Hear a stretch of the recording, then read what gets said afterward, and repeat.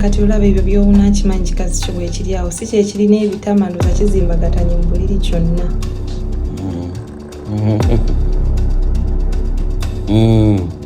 Maybe now jangu nzondabeko. Are you coming? Understand. Niba lwaki kikwesibako?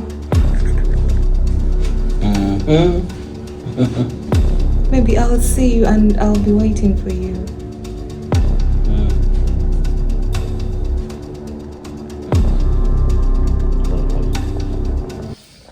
Mubagala kola order mbwe enchantu n'atumyayo kilo 3 ez'embuzi.